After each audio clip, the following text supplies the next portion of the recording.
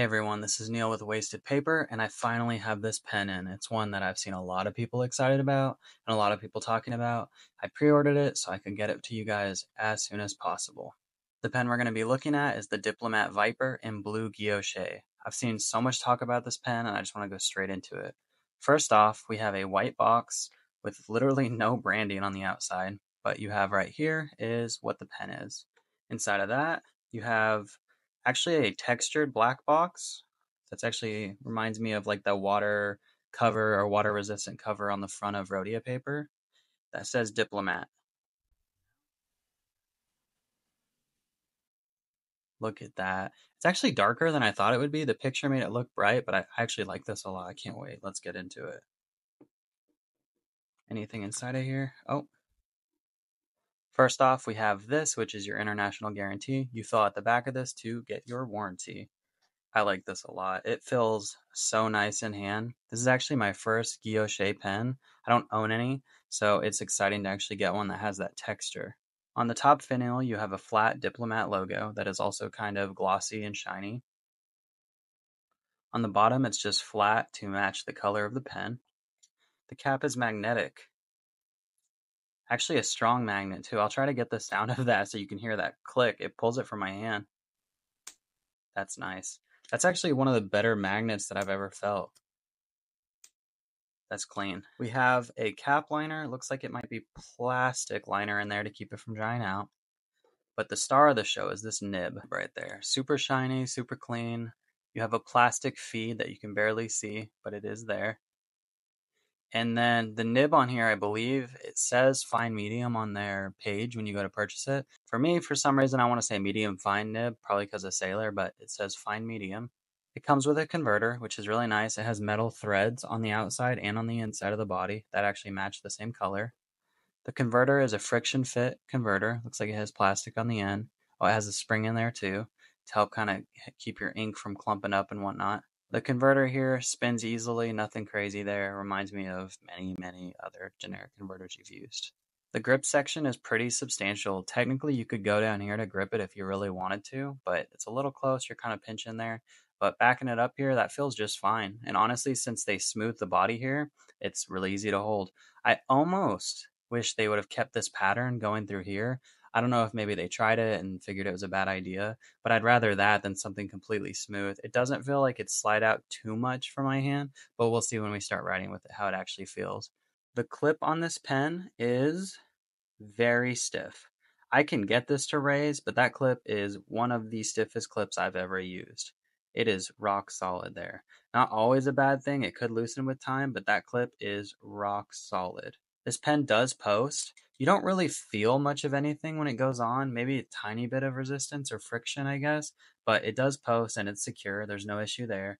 But I will say, since this is a metal body, it does feel a little weighted backwards, like it wants to fall backwards out of your hand.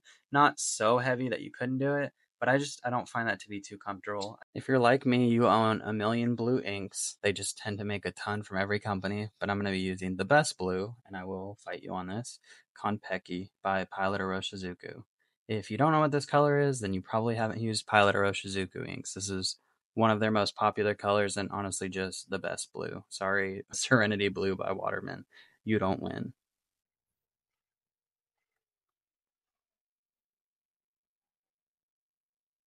For my writing sample, I'm going to be going with my Tomoe River notebooks. I use these all the time. I swear by them. You should get some. You should try some. The end.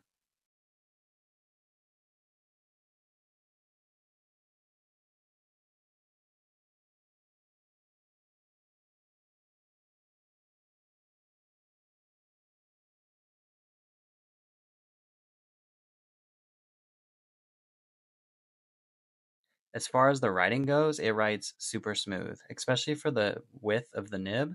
I feel like they call this fine medium and it fits pretty accurately. I love fine tip nibs. I use mediums because they show up better on film and on videos and whatnot, but I love fine tip. And this is such a good medium in between to that. I really think it's well described and it feels great to write with. I love this. When you get too fine, it's sharp. When you stay medium, it's not as sharp, but to me, it can be too bold.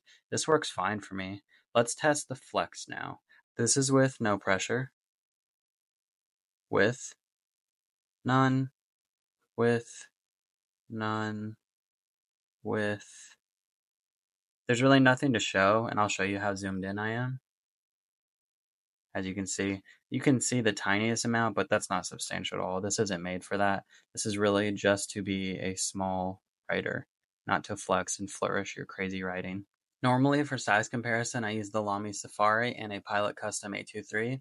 I'm actually going to be using two different pens this time, and I want to talk about them right here before we go into it. The first one is the Monteverde Ritma. For those of you that don't know this pen, it's a magnetic cap fountain pen with a nice click as well. I really like the look of this pen, but I quit using it because of one simple reason, and that's this magnetic cap. It goes on just fine, has a nice click, doesn't come off. I'm not worried about it at all. There's really no issues with safety. But this nib dries out a lot on me, and I believe it's due to the magnetic cap. Basically, this doesn't seal super tight. Really, you just have that lip there and then pressure holding this down, but that's about it. Since you don't have any other mechanisms or anything else really intervening with that, this seal isn't like airtight from what I can tell. So every time I would go to write with this pen, it would not be dry, but I'd a hard star or have issues like that. Eventually, I just quit using it. This magnetic cap is different. For one, it's definitely stronger magnets in there. And what I've noticed is right here, your metal piece, the ring right there, this goes over that, which actually creates a much tighter seal. There is a little bit of flex. It's so minor, I can't even get it to pick up on camera. You can feel the littlest wiggle room in there. But from what I can tell, you have that little plastic liner right there on the inside. And then you actually have this lip here that this completely goes over. So gives you that extra added protection. This one is not a hooded nib. And for those of you that don't know, hooded nibs, from what I've seen, especially with my Lamy, tend to not dry out as fast, and they're better about holding their ink and not hard starting. So I think this might actually fix everything that I think is a problem with that other pen. For size comparison, the Ritma, and I'm going to grab the pen I think most people will compare this to or wonder if it's a replacement to, and that's going to be the Lamy 2000. So the Lamy 2000, for those who don't know, it also has a hooded nib. It doesn't hood as far as that one does, but it is a hooded nib, but this is gold, and it is quite a price increase. For size comparison, you're almost identical. I would say that the 2000 and the Viper are literally about the same size. Width-wise, there is a difference, but length-wise, very, very similar. And then the Ritma is just slightly shorter. When looking at them uncapped, the similarities grow even more. These are, I would say, identical. I almost don't see a difference between these two. As far as the Ritma, it's slightly longer, but that's mostly due to having that full-size nib on there. As far as size goes, these are really similar. The Lamy 2000 is longer now, and then the Ritma, obviously, because of that stop, is going to be the biggest. Now for my final thoughts on this pen, where does it land for me? What do I think? Well, for starters, I mentioned this pen already and showed it earlier, but their magnetic cap is so outshined by this one. The pull on this one is just fantastic. It feels great and it sounds great when it does it. I just really am a fan of that. Now, would this be the Lamy 2000 killer? I don't think it's possible to do that, at least not with this. If this had a gold nib version, maybe, and I don't know if they will. Maybe they will if this version's popular, they'll make that. Then I would say you have a really close battle. But the nib on this is just fantastic. I love it so much. The design of this, it looks okay. I think the Lamy 2000 looks good. I do think this probably looks better. The feeling of this is definitely outmatched. It just feels like scales. It's really nice to the touch. Fine medium is a great size, and I think they really capture that well. And I honestly think if you're looking for that, this is great for it. But it is steel. There's a bit more friction, I would say, on this nib than the Lamy. It's not scratchy at all, but I can feel it resisting more, if that makes sense. Whereas like gold's gonna glide, this doesn't do that as much. I'm gonna see in the next few days if this dries out. I want to see how it functions, how it works, and if this seal cap and everything can really keep that from drying out. If so, I think this pen is just going to be an amazing purchase, investment. I really look forward to it. I did a longer writing session where I actually even got my hands wet just to test if this would slide. There's not a texture necessarily on here, but it feels a bit matte. I didn't feel it sliding out of my hands. I feel like their grip on here is good. I do wish they kept this look just because I think aesthetically I'd like it more, but it's honestly not any worry about sliding this down my hands like you would with some stainless steel pens. If you want to try this pen out for yourself, I do have a discount code in the description down below. It is Wasted Paper, which is really cool for me, but you do get 10% off of this pen, and if you're looking forward to this pen, and you're happy that it's sub 100, which I definitely think it's worth it, I think getting an extra 10% off is a steal. All that being said, thank you for watching my video. Please be sure to like, comment, and subscribe down below.